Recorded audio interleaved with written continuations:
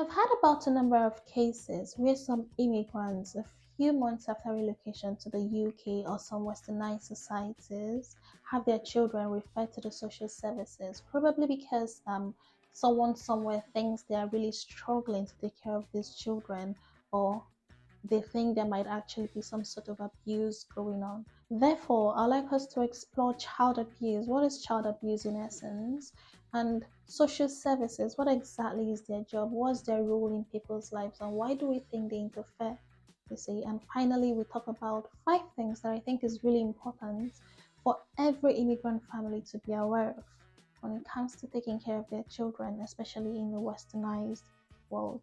You guys, by the way, I'm Chinye Ochoba, and welcome to my YouTube channel. If this is your first time of tuning in, kindly please like, share, comment, subscribe, and turn on your notification buttons so you can get new updates whenever we post a new video. Thank you. So, you guys, a few weeks back, I actually learned about a new immigrant who recently had her children referred to the social services. I'm not very sure what the details were or what the reason was, but I just felt this would be a very important time for us to talk about or chat about some of these things. Now, before we go ahead, I think it's really important for us to lay down some foundation or basic understanding of what exactly we mean when we say child abuse. So, child abuse by definition is basically any form of maltreatment or neglect of a child who is anyone less than the age of 18 years, right? And this form of abuse and neglect can take the shape of physical, sexual, emotional, psychological, financial, or otherwise, So we can have physical abuse, sexual abuse, emotional, psychological, financial abuse, or even the other side of it, neglect as well. Okay, now that we've set that definition aside, I just want to point out something very important. From this definition, child abuse is not just something that happens proactively. When you proactively inflict some sort of abuse or harm on a child, or proactively maltreat a child. That's not the only definition of child abuse. I just thought it's also very important to bring out the fact that not proactively taking care of a child is also a form of abuse. So it's like you're not harming this child, but you're not doing what you should do for this child. You're not being proactive when it comes to taking care of this child's physical needs, emotional needs, psychological needs. That is where you have child neglect coming in. And it's important to understand that neglect is a form of abuse. And it's also something that can, cause one to have referrals to social services as well. Now that we've set out some basic understanding of what child abuse and child neglect is, I think it's also important for us to now, since we're talking about them, have a basic understanding of what social services is all about. What is it? So this is basically a government established body, and their aim is essentially to look out for people in the society, especially the vulnerable ones in the society. When we talk about vulnerability, we mean people that are in a position of dependence, where they depend on others for their basic needs, for many things. And not just that, they also provide, like housing, for those that, when you talk about homeless people, they get referred to social services. When you talk about the elderly ones that are not able to fend for themselves and have no one around them, these are people that are vulnerable as well. They get referred. So we can just say their overall or general the basic understanding that we have, that their overall role is to look out for and care for people in the society, try to keep people away from harm, try to seek out people that might be prone to being harmed or to getting harmed, and try to put things in place that can help avert dangerous situations for individuals. But in this case, we're talking about for children. You and I understand that children have very special and emotional,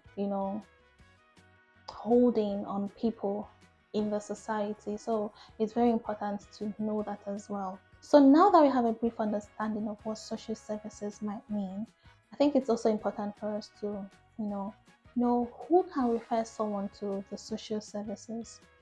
How do they really, get to know that something is going on with these people? Of course, they surely don't, have a checklist and then go house to house to say, oh, have you been good? Check, check. No, they don't do that. So who can refer someone to the social services? It's very interesting to note that anyone, to be very honest, anyone can raise a flag that can cause someone be referred to the social services. So from your neighbors at home, to the teachers that care for your children, to the doctors and nurses or whichever healthcare professional that sees you or your child at the hospital, the people at your workplace as well, any single person that thinks that something terrible might be going on, or a form of abuse or neglect is going on with whoever, or with whichever child is able to raise concerns that can prompt a referral to the social services. So I think it's very important for us to also note that part. Now, some people would think, is this really important? Is this really not important? I'd like to give you an example of something that happened. When we newly came to the UK, that was like in 2020, there was this story about a teenage mother who left her 2-year-old son. That was a very devastating story, you guys. Who left her 2-year-old son and traveled, went off to London to party and have fun. And of course, you understand what happened. I don't want to go into the cruel story of what might have gone through with that child, but the end of the matter is that the child died. The child definitely, and you can't understand how organizing it could have been for that child. Whenever I think about it, I go like, oh my God. So this is where the social services basically come in. Let's assume someone had picked this up somehow, Let's assume this child went to the hospital and this was picked up. Or somehow, someone raised the flag. So these are the kind of things that the social services are actually there to try to avert all these devastating things that can actually happen in the society.